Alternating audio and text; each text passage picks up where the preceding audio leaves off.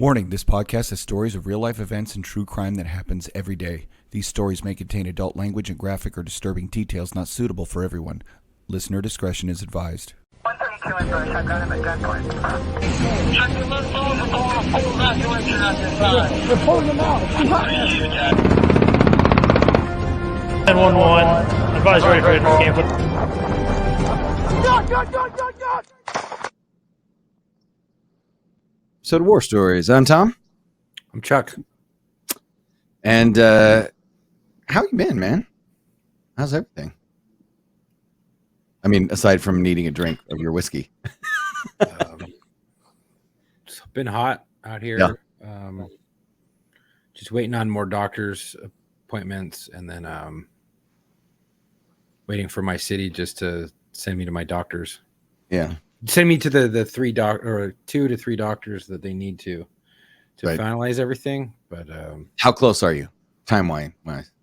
fucking the only thing that's keep me from finishing is them. Now I've done everything in my power. Just waiting for them to set up those, because if we could set them up, they'd be done and over with. But Yeah, we're we'll just have to waiting have for like them an to set it online up. retirement party. Like we'll have to do like a retirement party for you on Locker Room. Dude, all I know is that I told them, I was like, look, man, I want to go get surgery. I want to get fixed. Like, I ultimately don't want to be fucked up for the rest of my life. Like, you know, it's not something that I want to do. So I was like, well, I told my attorneys, I'm like, hey, man, what's taking so long? I want to go get surgery. And if I get freaking surgery now, I gotta wait. I gotta redo this whole process again in another 2 years.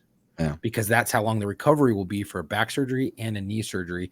And it's Right. probably gonna be longer because back is 18 months for the fusion or disc replacement, which is what I want to do. And then the knee surgery is another 8-9 months. Yeah. So Well. I'm like, dude, what the fuck? So I'm looking into stem cells because I might not even have to get surgery. Yeah, well, I'd like to do that for my wife. I found out how much it costs, and yeah, we'll see. For what company? I'll tell you about it later. Doesn't matter. This isn't a commercial for stem cells. This is a podcast for law enforcement, first responders, and firefighters. And this week's guest is my buddy Matt. How are you, buddy? I'm great. Thanks for having me. I'm excited to be here. Thanks for coming on, man. I feel like I haven't seen you at all this week, and yet I've seen a ton of you this week. Yeah, I know, right? Yeah. So Matt and I know each other in real life, but Matt's agreed to become a guest on the show. And Matt, you like Chuck, are both Marine and a member of law enforcement. And so, Chuck, I know you had some questions about the Marine Corps stuff, so go ahead. When did you serve? 2012 to 2017. Joined. Oh shit. Yeah, I graduated in June of 2017 or 2012. Wait, hold on. and Did you do a 5-year contract? I did a 5-year. Oh contract. fuck! Let me guess where you work. Were you some sort of intelligence? No, I was infantry. Wing. So Infantry, and they popped you for a 5? Oh, you got Yeah. Well, I was motivated. First of all, I thought I was going to do 20. Overachiever. 5 is no yeah. problem. Yeah, five's just a little dent, right? That's a big. So So I actually signed a FAST contract, which is the Fleet Anti-Terrorism Security Team. So I did that, and then you're an That's cool. 0311 as well. So you do Fleet Anti-Terrorism Security Team for a few years, and then you go to the infantry battalions as well. For that's 2 cool. years. So you get to do. Was it kind of like an embassy detail where you get to go to different spots and set up or So stateside it kind, or yeah, it kind of depends with FAST, right? So FAST is kind of the redhead stepchild of the infantry, because we have a different type of lifestyle than the normal grunts. And what I mean is we do a lot of close quarter battle training. okay. We do a lot of CQB type of stuff, and we're not hiking and on our feet as much, which gets a little of the infantry guys a little upset. And usually You're doing the pick up fun rank- shit. Yeah, and usually we pick up rank a little quicker too, just because we have 100 extra points on our cutting score.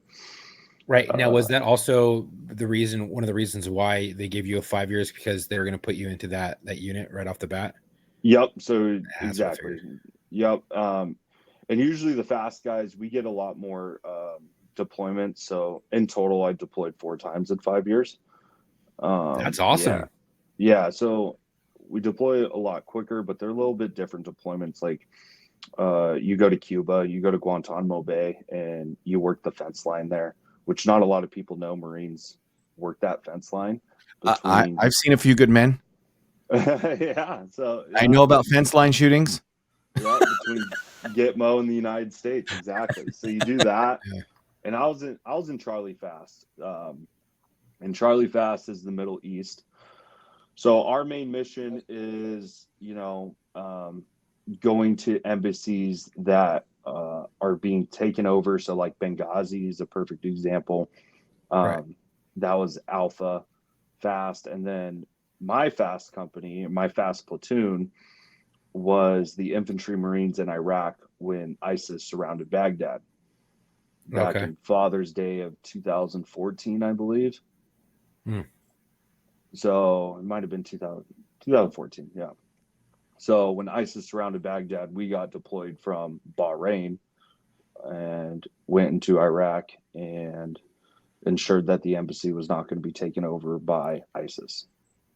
The funny thing you said earlier, that's all awesome. That sounds fucking amazing.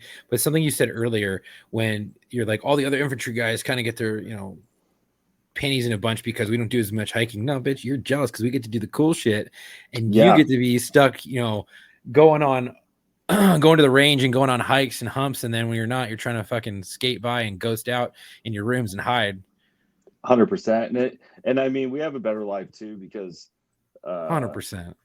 When we go to jealous. a platoon, we're surrounded by we're all peers. Like we're all Right. PFCs and lance corporals, and our squad leaders are sergeants who've come from the fleet and are doing their B duty, I think it's called. And so we're not surrounded by 19, 20-year-olds going to Afghanistan and Iraq when they're 18. So the hazing in Fast is pretty much non-existent in comparison to normal infantry. That the first day you show up, good luck. Yeah, you're gonna get that was smoked. that was me when I showed up in Camp Lejeune, Courthouse Bay, and there we get off on a fucking Thursday. Yeah. And they bust our asses in, and it's probably like they did this shit on purpose because we got there at like noon, maybe 10 or 11, maybe around noon. On field day. Yeah. The worst Well, day no, in the we got Marine to we got to our airport at like 10 or 11. They were late to pick us up. And then they drove us around in fucking circles until like 3, until everybody got off. 3 or 4. Everyone got off. Everyone's doing field day. And then they're like, all right, let's roll these bitches right up in the front of the fucking company. And we get out, and all you see is everyone go fresh meat, like you're in fucking prison. Everyone comes to all the decks. You're surrounded. Like it's like a big fucking compound, basically.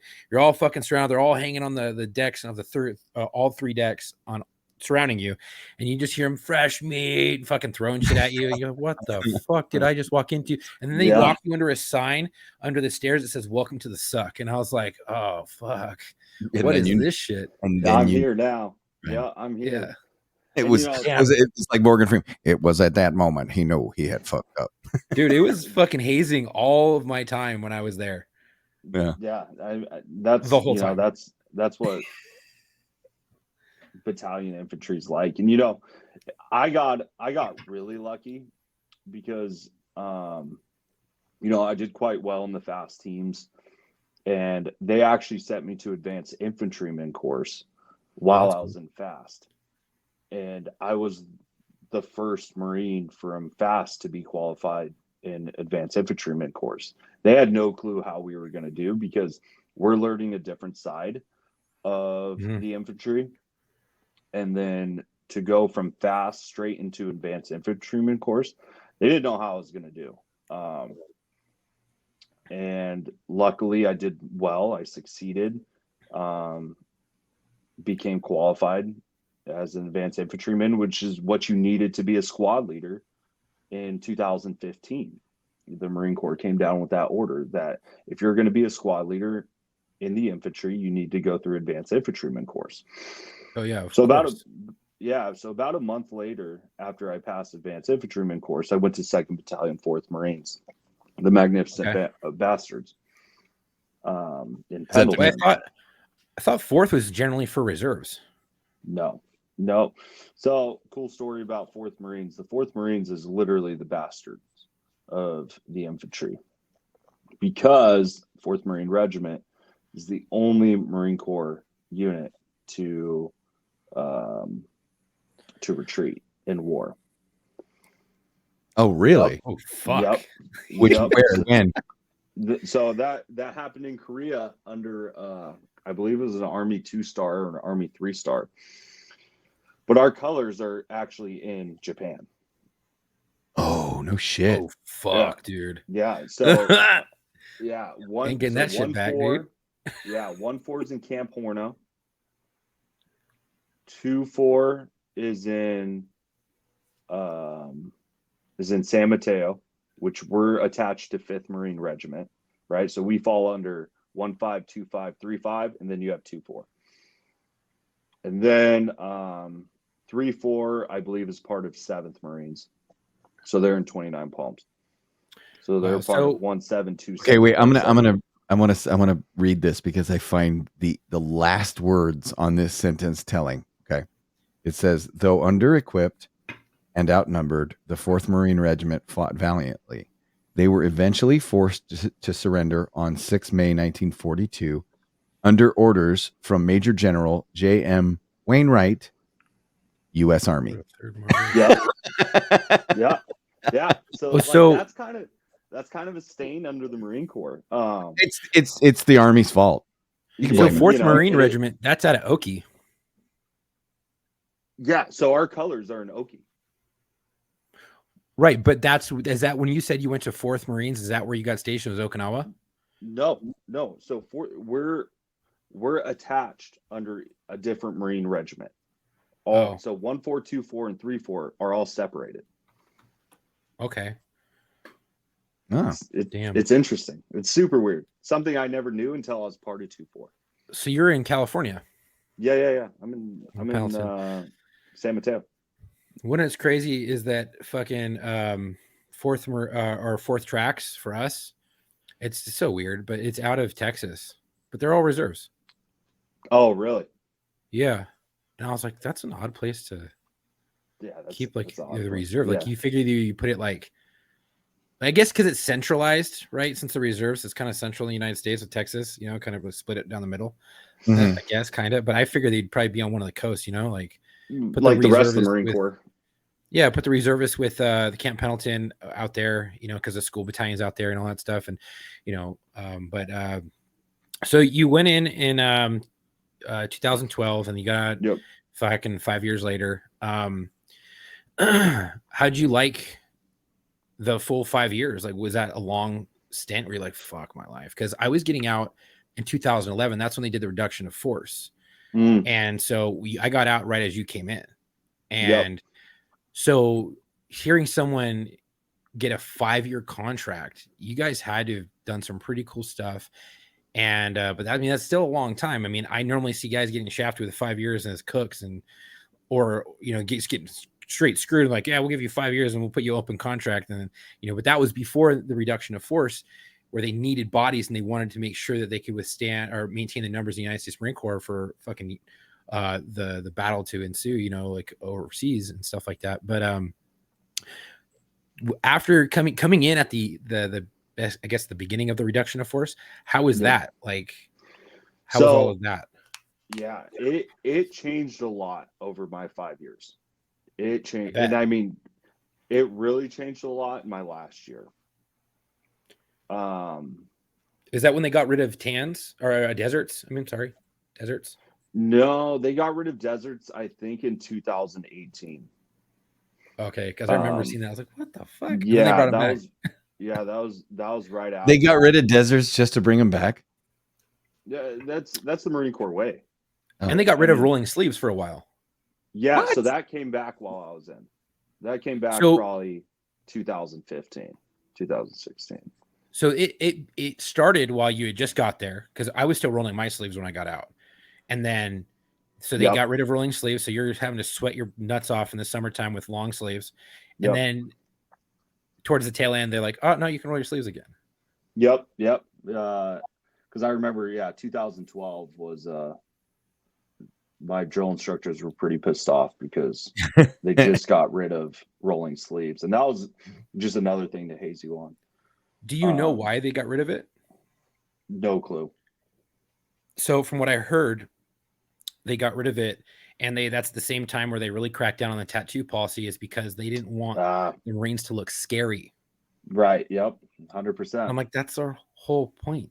Which I'm pretty sure it's all changed now. I'm pretty sure you can have sleeve tattoos and go all out, but it's sad because I think of all those staff sergeants and gunnies that I met, and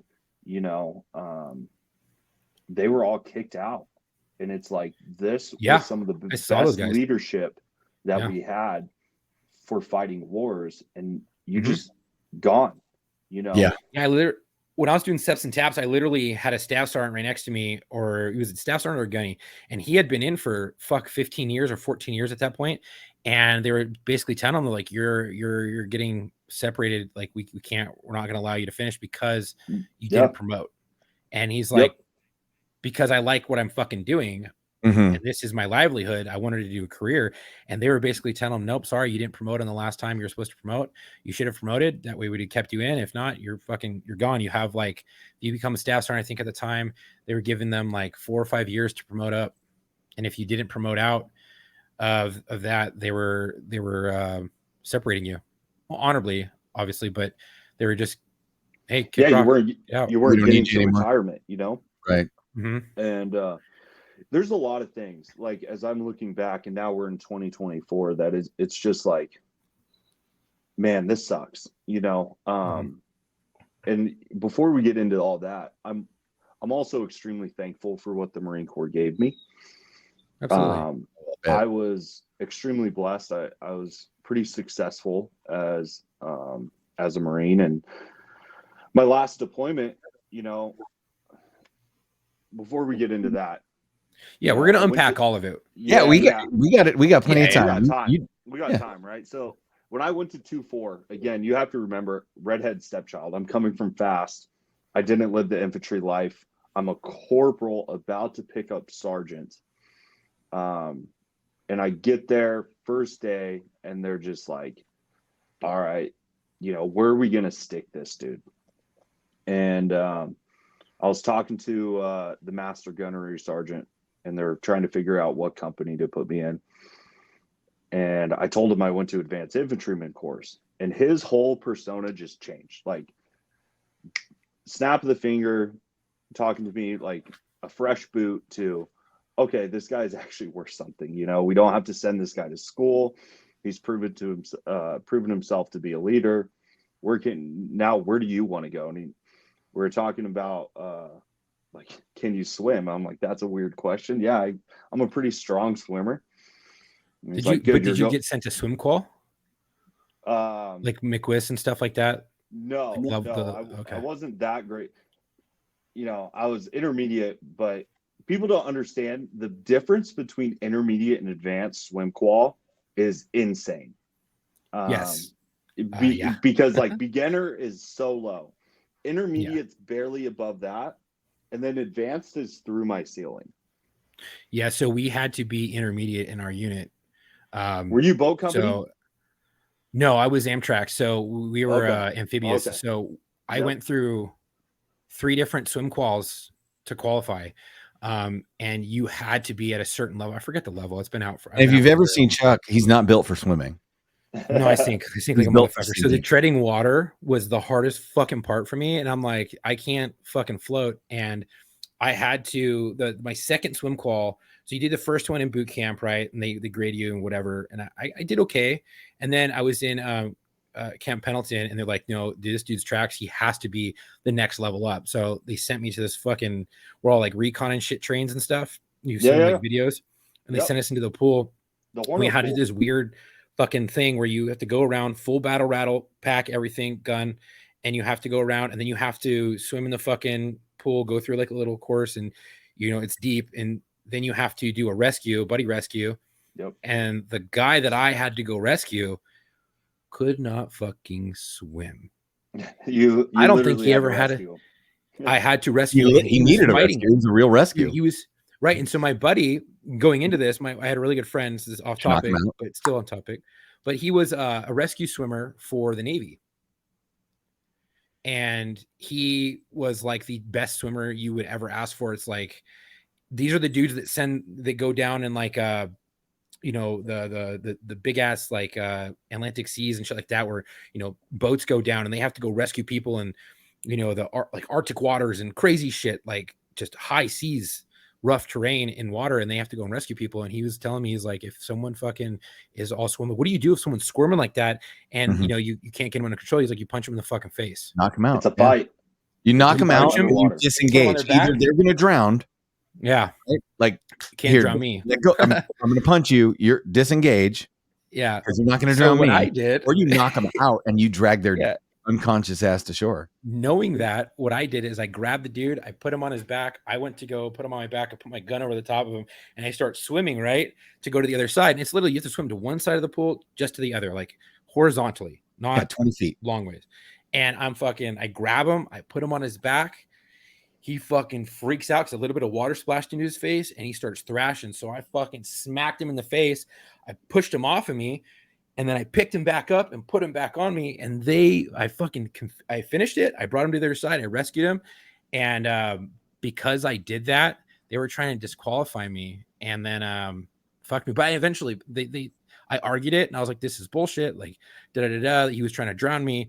So we didn't both drown. I fucking punched him. I pushed him away. I regripped. I threw him back on me and brought him to the other side. And I had to argue it. And it was going back and forth for probably about a good hour. And then I was able to pass. And when I got to my unit, got to the fleet, we went through another course where you had to tread water for like, I don't know, it was like 15 minutes or some crazy 15 amount of 15 time. minutes. Yeah. Yeah. But you were able to utilize your camis as a flotation device. Yep. That was the only way I fucking passed, because I was dying. But Yeah, that's cool. So did you get to go do any of those swim quals, and what level did you get? Yeah. So, talking with the master guns, he's like, all right, you're going to boat company. Right. Fuck And, yeah, that's cool. yeah. Little boot old, Corporal Creighton. I was like, all right, cool. What do we do? He's like, Rib boats? you're on Zodiacs. Zodiac's And, cool as shit, by the way. Yeah. And you're going to be going through a boat package down at Coronado. And Oh, dude, that's so awesome. yep, you're gonna go in as a squad leader and have fun. I was like, all right, sweet. So I was already intermediate qualled, and that's all you had to be. And there, once I got to my unit, my platoon commander was like, "Do you want to go to water swimmer advance?" And I was like, "Sure, why not? I mean, it can't be that hard. Intermediate wasn't difficult for me. I'm a pretty competent swimmer." And something else that needs to be said about the Marine Corps swim quals, basic is like an hour, right? And mostly you're waiting in lines. Like you have to do like 3 things of swimming. You have to jump off 15 feet, Yep. swim 10 meters. Then you have to swim with a pack that's floating. I mean, it's pretty simple. Intermediate, a little bit harder, but not much. Mhm. If you can tread water for 15 minutes, that is the hardest part. And I was a pretty competent swimmer, so I was feeling confident, and I was like, yeah, let's do WSA, Water Swimmer Advanced. And he's like, all right, cool, it's a week long. And I'm like, whoa. A Hold on. week? It's a week That's a big long. jump. Yeah, I'm telling you, it's through the ceiling. And he's like, yeah, it's going to be at the San Mateo pool, and good luck. I show up day one, Monday morning, 05:30, and they said, all right, we're going to do a run, swim, run for the warm-up. It's going to be run 3 miles, 20 laps, I've done that. run 3 miles. And I'm like, this is the freaking warm-up? And It's rough. yeah, WSA was all that all day, 5 days, drowning, swimming, drowning, and just fighting and high jumps off. I think San Mateo's the 45-foot high dive. It was the highest in the Marine Corps. Then Recon just built a pool with a higher high jump, and it's deeper by like 2 inches than the San Mateo pool. So now it's the deepest pool in the Marine Corps. They're all proud of it. Good for them. It's a pretty sweet pool, but being in the pool was absolutely miserable. I hated it. It wasn't fun. I was not mentally and physically prepared for what just hit me in my mouth. So finally on like Wednesday, I was like, no, I'm done with this. No more. Because initially they wanted me to be a scout swimmer, which is just finning, a lot of finning. And what's crazy is like, this is part of the Marine Corps that not a lot of people know we do. Like people, they think, Recon does all this, and they do. Mhm. But battalion infantry does it as well. Right. And it was pretty sweet. But I mean, that took a lot out of me. So finally, being done with that was a good feeling. Getting through WSA, but WSA was freaking miserable. You wanted to quit every day, every second. Or they say it's one of the most awesome experiences that you never want to have again. Yeah, and I mean, what's crazy about WSA is like McQuist is higher than that, and McQuist, I believe, is a 2-week course. Yeah, we had a couple cats go through McWest. We went right up to it. Yeah, and I have a good buddy that I came through the Marine Corps with. He was actually my first squad leader in FAST. He was a sergeant. Now he's actually out of the Marine Corps and he's in the Green Beret. Cool. And he went through McQuist, but I mean, he's a beast of a man. I mean, he went through selection and the Q course in the Army, and he's done extremely well. And yeah, I'm super proud of him. But getting through that, and then getting through the workup, right? Going down to Coronado, California, and being freezing cold on a Zodiac boat for 8 hours at a time. So here's a newsflash to people: the Pacific Ocean is cold. It's very cold, and we had a winter. The Ocean is very. Yeah, we had a winter boat workup, and it was absolutely miserable. I think we went down to Coronado in February.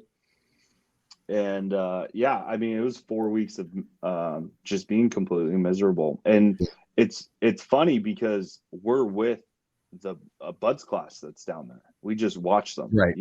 They're down there around us all the time. Mm-hmm. And it was a Sunday evening, and we're drinking beers on our H, just kind of watching the SEALs get hazed. And all of a sudden, their Hell Week begins. Oh. Yep, and we're just sitting there watching this whole entire show go down. Oh, I would totally. I would pay good money. I'd be like $25 admission to sit and watch Buds. I'm in. Yeah, and they're ringing the bell. I mean, the bell was being rung all night, and I'm just like, I don't want to be there. I mean, it was insane watching them, and you need to have the perception of like, our life sucks, but their life is way worse. Right? Like, this sucks doing what we're doing, and it's miserable, but like that's terrible. Yeah, that's where you feel better about your own existence. 100%. And it fixes your perception, because even in my line of work today, perception can get changed, and other people's perception of you, they don't know what they don't know, and you don't know what you don't know. And so watching that and being able to broaden that perception makes your time a little bit better. Oh, sorry. Keep going. Well, because we just complain when our Copenhagen's filled with salt water in our pockets from breaking the surf and swimming, and you're watching these guys get 4 hours of sleep in a week. Right. And at least I'm getting 4 hours of sleep a night, Definitely puts it into perspective. You're like, fuck, dude, it could get a lot worse for us. A lot worse. Right. A lot worse. Now, really fast. You spent 2 years with the one infantry battalion, or with FAST. Yeah, I think I spent 3 years, picked up corporal at probably around 2.5 years. So this, And this then- is your third year in the Marine Corps when you get put to boat company? Yeah, maybe 3.5. And you said you deployed 5 times. So I want to say Four what, times in 3 of 5 that, years. Yep. So 3 of that two- was probably with Fast, Yep. and then 2 was with the boat company. One with the boat company. 1 with the boat company. Yep. And how long did you do in the boat company the rest of your time? Rest of my time. So yeah, I was the squad leader right when I got in, and right when I got into 2-4, and I very quickly learned, because again, you have to remember, like, in Fast, everyone's your peer, and peer leadership's very difficult. That's why when you pick up rank, when you go from a Lance Corporal to an NCO in the infantry, they send you to a different company usually, because that way you're not in charge of your friends, Right. like everyone Right. who you're with, and you can go build your leadership style somewhere else, because peer leadership is very difficult. So once a platoon's done in Fast, right, we all come in as PFCs. Once a platoon's done in Fast, we're usually all corporals, Right. unless you got in some really bad trouble, then you probably lost rank. But I would say 90 to 95% are corporals. And then we just get shotgun to the infantry regiments all across the Marine Corps. Interesting. Yep, it's very weird. So then I literally get there, and we picked up our new boots pretty close. I think probably the next week after I got there. And yeah, I'm a squad leader in the infantry doing squad leader things. And eventually, probably right before my deployment to Okinawa, I became the platoon sergeant. Shit. Yep. So Were you a staff sergeant at that point? no, I was a sergeant. Yeah. So the Fleet Marine Corps is very different than a Fast, because Fast is, they actually have you in the designated ranks for, specific ranks, right? When you get to the fleet, it's so, like, I want to say bare bones, because you're doing jobs. Like, I was a crew chief. I was supposed to be a sergeant doing that. I was a corporal. And then I was Right. doing the sergeant's job, which was actually a staff sergeant's job. And he was the section lead, Yep. so. Well, You and can it's learn very real quick. much like billet over rank in the Marine Corps, which I respect greatly. That's probably like one of the biggest leadership things that I took from the Marine Corps is, what billet are you doing? What job are you actually doing? Right. Because, they hide staff sergeants places. They hide gunnies places. Yeah. And you're like, okay, like, why are they hiding you? And what job are you actually doing? And Right. it was crazy to me, because one of my drill instructors, who was a sergeant as a drill instructor, came to 2-4 as a staff sergeant after being a drill instructor. And I was platoon sergeant of 3rd platoon. He was now platoon sergeant of weapons platoon. So this guy who used to destroy my life as a recruit, him and I are now peers, and we're best friends to this day. So that was your actual drill instructor? It was my actual drill instructor. Whoa, dude, talk about full circle, like getting Full to actually circle. work with your fucking drill instructor. That's crazy. Yeah. Yeah, that doesn't happen very often. No, that's awesome. That's So fucking it- awesome. If I could it have was- worked with one of mine, that'd be great. Yeah. So it was like super cool to see that side, right? Like, Yeah. see that side of the Marine Corps of, we have a job to do, and we're savages, and we are America's pit bull, but we're also, we also have this, we're friends. Like, once you're inside and you earned it, and we're here, like, we're brothers all the way through. Yeah. Mhm. And sometimes brothers have to smack each other around, Yeah. and older brothers have to put younger brothers into place. Mm-hmm. But once you're here and you earned it, we're here. We're one big family. Right. And the Marine Corps is full of savages. It is Oh, absolutely. it's a warfighting fraternity. There's times that I woke up Saturday morning at like 03, and there's a paintball war going between 1st and 3rd deck. And then all of a sudden somebody throws a smoke grenade that they tactically acquired, and there's smoke grenades going out. That's amazing. Sunday night, you Marines go do some out. dumb shit. Yeah, Sunday night you go out and there's a car being flipped over. by like 8 Marines in the parking lot, and you're just like, As what Marines is? do. You're like, what is going on? Alcohol So was if not involved. Don't worry. Yeah, alcohol not involved. It's like we are a war fighting fraternity. It is so much fun. And like being a platoon sergeant, I was a platoon sergeant at 21 years old.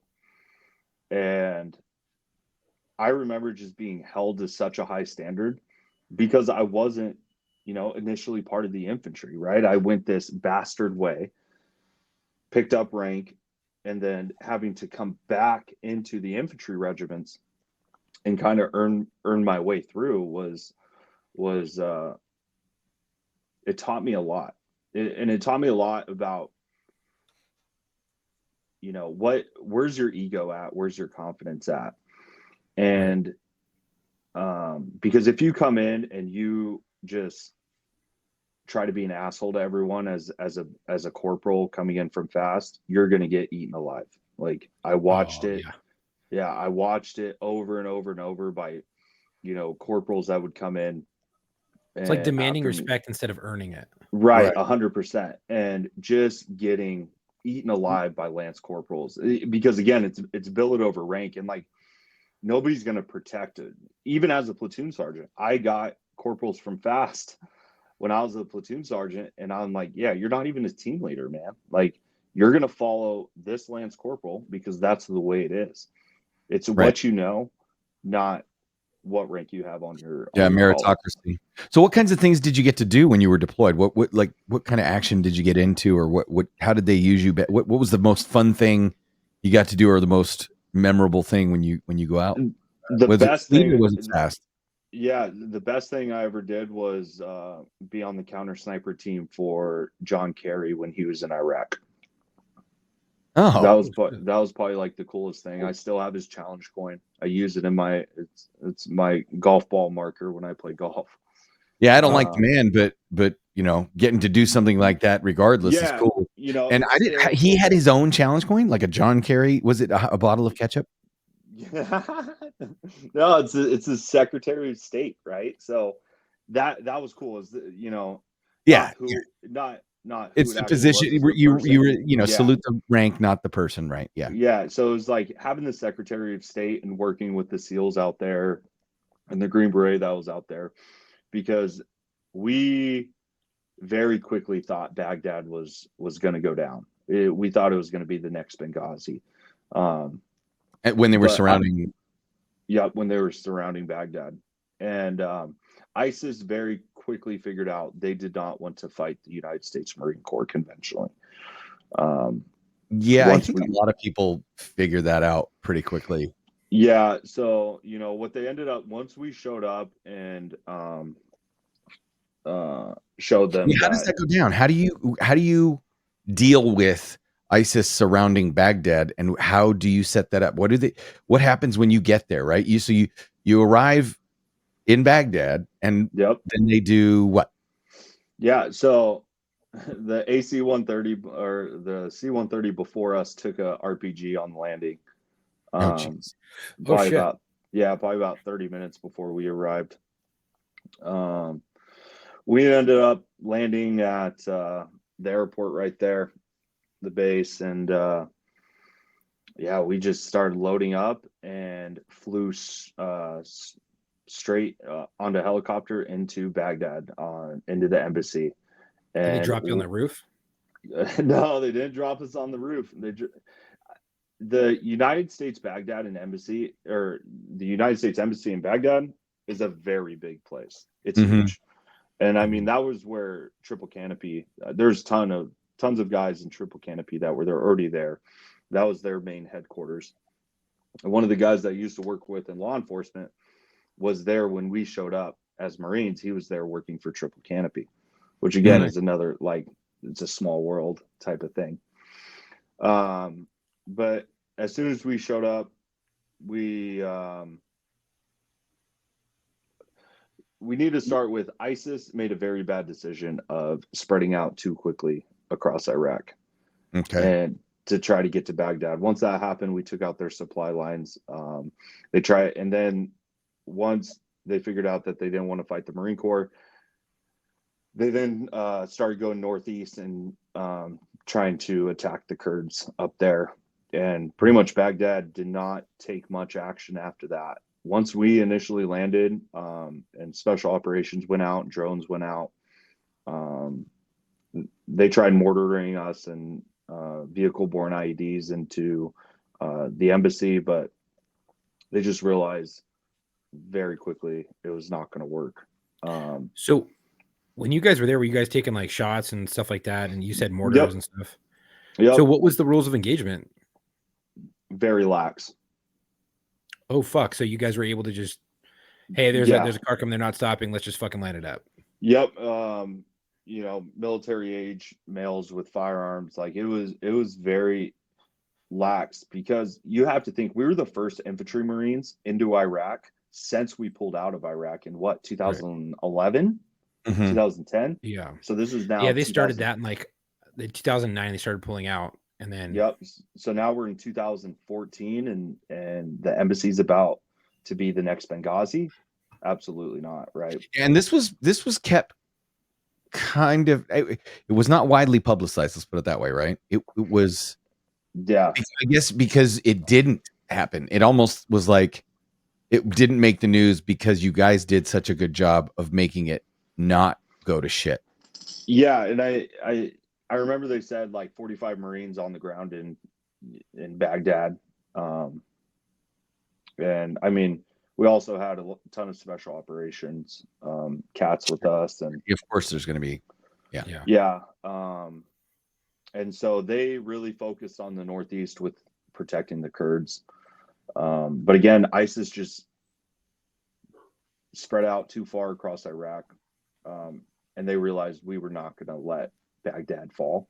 I didn't know if they thought we were just going to pull out, you know, but we ended up staying there. And then we were there for about 3.5, 4 months, I think. And then 1-6 came in and took it over from us. But that whole area was just like, I remember showing up and starting to build because I was a designated marksman and fast. So I had an M110 sniper rifle. And I remember building all of our hides and everything, and just looking across where the embassy's at is just tons and tons of apartments. And I mean, it could have been really bad, really fast.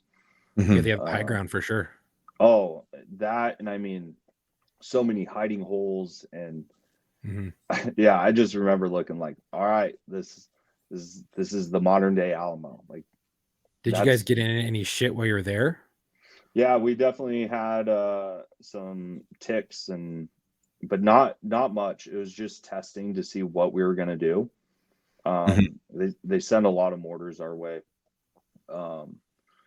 trying to see if we were going to fortify our positions after they mortared us. And Triple Canopy was getting in a lot of stuff initially once we got there, because they were going out doing their normal supply runs and stuff. And they were taking heavy uptick when we first got there, and then it pretty much stopped about a week, 2 weeks after we got there. Because again, I think they just figured out we weren't leaving, and we were not going to let it fall. No matter what, we were not going to let the embassy fall. Right. So that was one of your your most memorable time when you were there deployed, because you're on John Kerry's counter team. Yeah, that was a very long day. that was a long 2 days, actually. I bet. With him there, and because that was still pretty fresh. I mean, we were there, I think he showed up probably 2 weeks in when we were there. So it was still very much like getting into issues, and a ton of IDF coming in, but we were kind of worried about that. And once he showed up, we didn't know if they were going to do a full-on attack, which, you know, thankfully for them, they didn't. Right. Yeah, good for them, not for you. Yeah. So that was one of my favorite times. Like, doing that but honestly, my favorite time in the Marine Corps was just being a platoon sergeant, just being in charge of 42 type A mofos who want to get the job done. And sadly, you know, my last deployment was the 31st MEU, which is also called the 30 worst MEU, because you go from Okinawa, and we did Okinawa to Guam to China to Malaysia, Philippines, doing all that training and stuff with the forces down there, which again was crazy because I learned when I was in the Philippines, they have the longest civil war in world history. It's still going on. Wow. Really? Yeah. The Crazy. southern islands of the Philippines is a war zone. Oh shit. Is this going all the way back to like what was it? The was it the Imelda Marcos and like all that stuff? Ferdinand Marcos? I don't know. You're gonna have to Google it. I think it's been going on for like 200 years. I don't Oh, want to. that long. Okay. Yeah, I don't want to misspeak, Whoa. but it's been going on for a long time, which Go is ahead. crazy because, you know, ISIS was there in the Philippines. Oh, Right. shit. Yeah, showing how you know, all these terrorist organizations are intertwined all the way through, and you know, we're in the Philippines. And So was your MEU just like a booze cruise? Like that's what we call it, but yeah, pretty much, you know. training, drink, ship life. Yeah, tons of training, tons of jungle warfare training. Because you get to Okinawa, you sit there for 3 months just training for 3 months, and then you go on ship for 3 months. Yeah. And I remember because it was crazy when we went, because China was really starting to ramp up the building of their islands. And I was on the USS Green Bay, and there was times where I could throw a football between our ship and a Chinese ship. No shit. Yeah, following us. Damn. How intense was that? Were you like, oh fuck? Yeah, it was weird, right? You know, it was weird because, you know, like, one, they're not going to attack a Marine expeditionary unit. You're literally fighting a floating war zone with submarines and aircrafts and like, but they're also there just to harass us.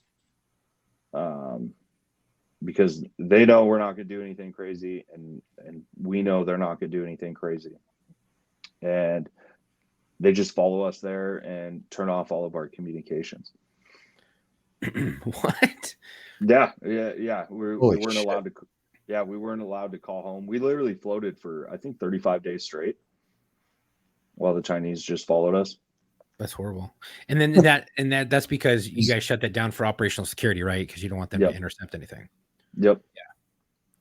Now you deployed 5 times. You last one was on a MEU. Four times. Sorry, Four times in 5 years. Last one was on a MEU. Yeah. Yep. Last one was on a MEU. You had the one where you're at the embassy on John Kerry's counter snipe team. Generally, that one is like a normal deployment's around 7 months, right? So did you guys just go there for 3 months and then you were able to come home, or did they send you somewhere else when you were there? No, so you go to Bahrain. Bahrain is like, so we were in Bahrain for 3 months before Baghdad, and then Baghdad popped off, and then they sent us from there to Iraq. Mm-hmm. Was there anything happening in Bahrain? Nope. Bahrain, we do a lot of training with their forces there, but that's just we're fleet anti-terrorism security team, just kind of chills and waiting until something pops off in the Middle East. What was one of the most hairy times that you had while deployed? We're taking fire from right when we got there, and right when we got to the embassy, taking mortars and direct fire from across the street, and vehicle-borne IEDs going off. I remember the first night we got there, you could just do a full 360 and see all of the smoke coming from all the vehicle-borne IEDs that they were sending into Oh, jeez. the embassy. Wow. Because you speak pretty casually about it. This sounds like pretty much like a fucking war zone. From all the times I've known Matt, he's yeah, an even keel guy. Like we were just at an exercise, and Matt's kind of just always like, yeah, it was terrible. yeah. It's It was the modern day Alamo. But again, I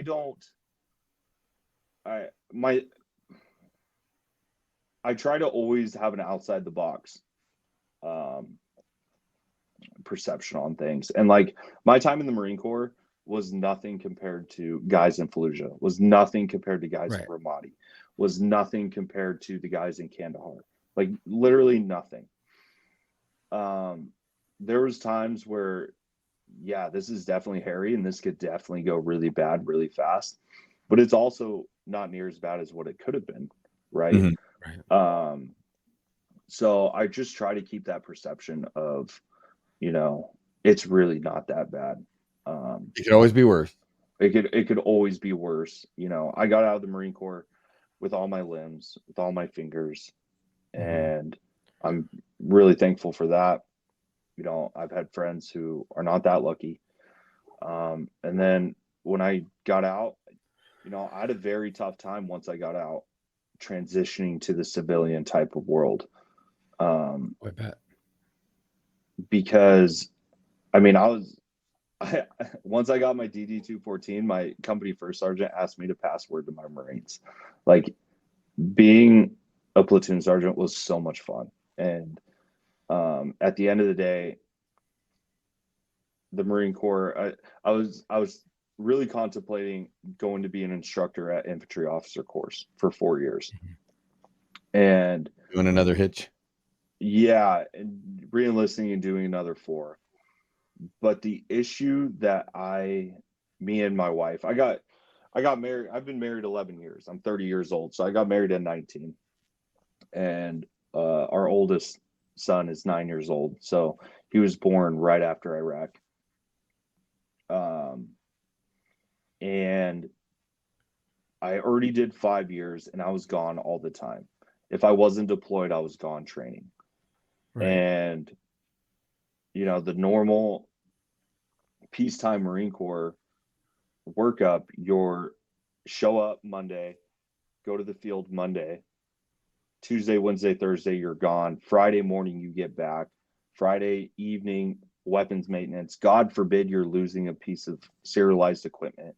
If you're missing MVGs, or if you're 6 Marines, you're losing a couple rifles. It's a bad day. And sometimes you don't get home till 8, 9, 10 o'clock on a Friday. You have Saturday, Sunday to lick your wounds, and then you're back into it Monday. You know, you have 3 weeks and 29 Palms that you're always gone for. You have Bridgeport that you're gone for. You have all the different courses you get to go to. I got to go to Raid Leaders course, which was probably one of my favorite courses I got to go through in the Marine Corps.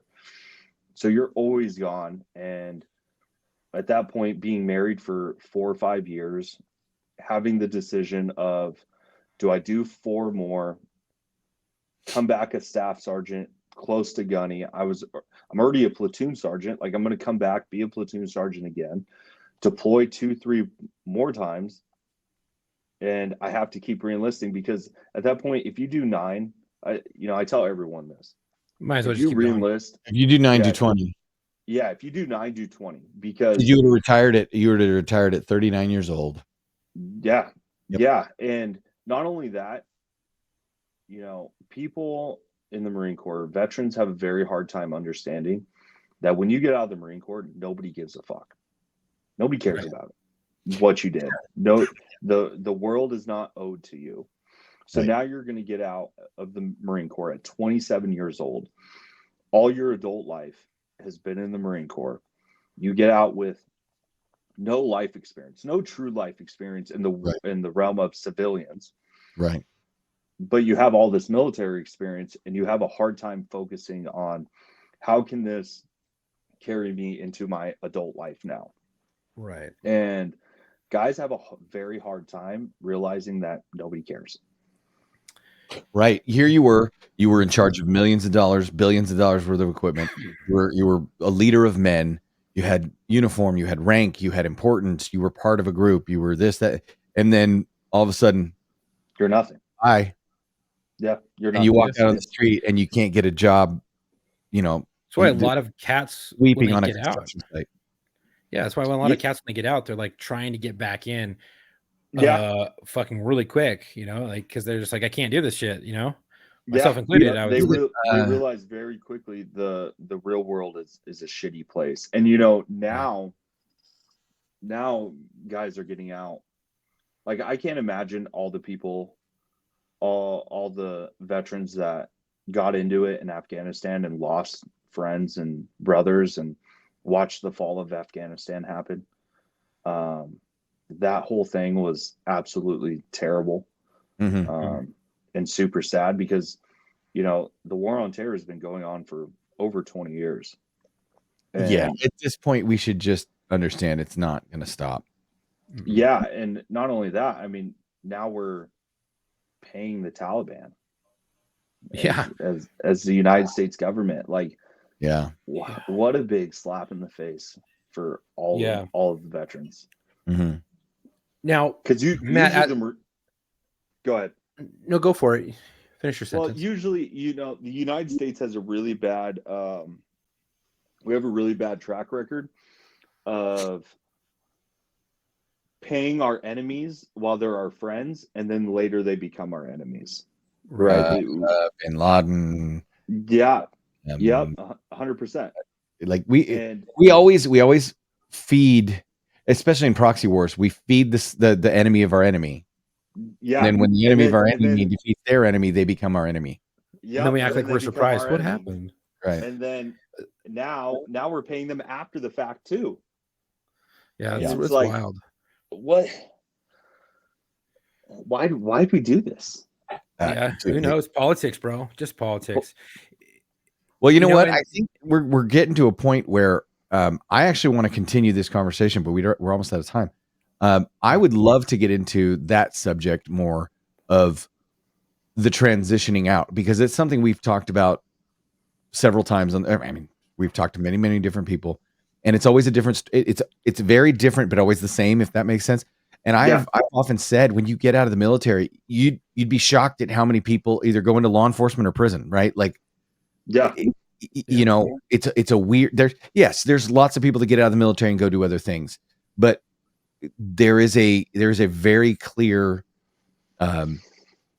statistical anomaly where you either go to jail and you get in trouble, or the Hells Angels, for those of you that don't know this, the Hells Angels are named after a World War II bomber unit, and they originally started being made up of World War II veterans coming back from the war, not fitting in with society, not feeling like they knew how to fit in, and searching for thrills. So they bought motorcycles, or brought in a lot of cases, they brought Harleys home from World War II, or they bought surplus military Harleys and they turned them into their, bikes that they rode every day and raised hell, because it was the only way they could get that sense of camaraderie and that sense of action and excitement and that adrenaline rush.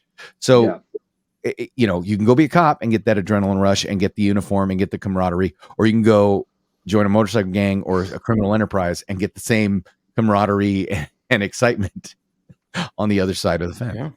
Yeah, I've literally seen it with some of my buddies. You're looking for the brotherhood again. One of our co-hosts on The Locker Room, Matt, is a Navy veteran, and he's now an EMT, and he's got all these great things going for him. He's a set medic, but when he got out of the Navy, his young dumb ass made some stupid mistakes because he wasn't, the Navy was good structure, and when it was gone, he was left to his own dumbass mistakes, and paid for it with a little prison time, and then straightened his life up afterwards. But how many people don't straighten their life up afterwards? Yeah, and I mean, the Marine Corps is so regimented, and so like at the end of the day, it's always like, what's commander's intent? What's commander's intent for this mission? What's commander's intent for the day? And you always have a commander's intent to fulfill every day. Once you are out of the Marine Corps, you no longer have a commander's intent. You are now your own commander. And some lost a little people bit. can't deal with that. And I had a super rough time when I got out. It was like the person I am now in comparison to the person I was in the Marine Corps is a complete 180. I was a pretty chill platoon sergeant, but I was also an asshole a lot of times. I definitely You have did to my be. I definitely did my fair share of getting my licks in. But I also wasn't the type of leader that, oh, I was beat as a child, so I'm going to beat my children. Right. That's how a lot of squad leaders and team leaders are in the infantry. It's like, well, I was hazed, so you're going to be hazed. Right. Just because. You have to go through this because I went through it. Yeah. Yeah. Yep. And so very much I was of, hey, you have standards. You don't meet these standards, I'm going to destroy you. And then when I get bored, your squad leader is going to destroy you. And when he gets bored, your team leader is going to destroy you. Like, you're going to do 20 pull-ups on the PFT. And if you can't, guess what? You live in the barracks. You're going to be doing pull-ups until we get tired. Right. Every day, there's a pull-up bar outside of every chow hall for a reason, bud. And it's because of you. You give me a dirty rifle, I'm going to take your rifle apart, give you grid coordinates, and you're going to go find it. But that teaches them. It teaches them something. It you know what I teaches mean? them, It's not 100%. it's not senseless and mindless hazing. It's, hey, you fucked up on this. You got to fix it, and we're going to help you fix it. And if you want us out of your shit, you're going to help fix it yourself. Now, as we're getting ready to come to a close, do you have any words of wisdom or advice for those that are thinking about getting into the military or those that are currently in the military? Whatever you decide to do, follow through with it. Right. And do it well. Do it well. Whatever that is. If you want to get out, get out. Just remember, nobody cares. And guess what? That's perfectly okay. It's okay because everything I went through in the Marine Corps of becoming a leader now and becoming the man that I am now, I would never change for anything. I wouldn't change it. I would do it all over again in a heartbeat. The gift you get is the personal growth and the man you become when you're done.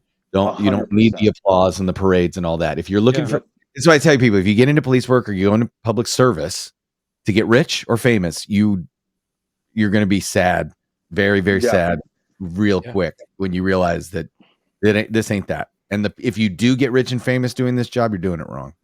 Yep. Yeah, 100%. You might not see it right away. You know, it might take you a few years to really understand the gift that you have. Well, Matt, will you come back on and talk about your transition into law enforcement and how that went for you? Yeah, 100%. Awesome. All right, cool. Awesome. And I guess, so we always end our episodes with, when we have a guest, we always end our episodes with a dedication, and we let our guests have the first crack at their dedication. And Chuck tells me you do have someone you'd like to dedicate this episode to. Yeah, it was one of my first boots when I got to 2-4. Lance Corporal Drake Bolano. He got out of the Marine Corps, and his demons got the best of him after getting out and, not finding that commander's intent. And, it's terrible because I knew him well. I knew him as a young man and growing up through the Marine Corps, watching him and molding him. And, it's sad when the war is over, but the scars of the war stay with you, and we keep losing people to the war. Right. Especially when the government doesn't care. Right. Yeah. Yeah. And again, like you said, nobody cares. Right. And the sooner you realize that, and the sooner you can kick yourself in the ass and get after life with that same mentality that you had in the Marine Corps, the sooner you're going to succeed. You just have to mold it into a different direction. Well, and some people have a hard time finding that direction, but once you do, and once you use the skills that you learned from your time in, you're going to succeed in life. Yeah, exactly. Absolutely. Hey. Well, rest easy, brother. We got it from here, and we'll keep dedicating it until we don't have any more dedications to give. Chuck, what do you got for us? Well, I want to say, Matt, thank you so much for coming on. We look forward to another episode with you, talking about your exit from the military and transition into civilian life and into law enforcement. We look forward to that. And I also want to say thank you to everyone for listening. If you like today's podcast and the content we provide, please help us out by rating and reviewing us on Apple Podcasts, Spotify, or really whatever podcast platform you listen to us Except on. Google Podcast. Apparently that one went bye-bye. Did you hear that?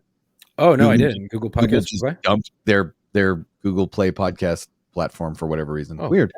Weird. Well, we're also on YouTube, so check us out there. And we're on Instagram and Facebook. Instagram is at @war_stories_official, and our Facebook is at War Stories Podcast. If you already follow us, please like and share our posts. And you can even go to our website at www.warstoriesofficial.com and grab some gear. Everything's pretty low as it is. You're trying to figure some stuff out with that, but still have some stuff there if you want it. And I do got to get some gear out to one of our premium members. If you're listening, it's coming out. Just bear with us. And if you have a story you want to tell, or you think you could be featured on the show, go to booking.warstories@gmail.com. Again, that is booking.warstories@gmail.com. Send me your info. Let's talk about it. I can get you booked. We're always looking for veterans, law enforcement officers, firefighters, medics, but also as corrections officers, dispatchers, and nurses. If you have a friend who you think would be a great fit, let them know about us. Give them that booking.warstories@gmail.com email and link us up, and I can get them booked as well. And if you want to share your story, but you don't want to be featured on the show, you can always write it out in email format, email it to us, and ask us to read it on the show. And we can do it that way. Thank you for the support. Stay safe. And until our next episode, come home with your shield or own it.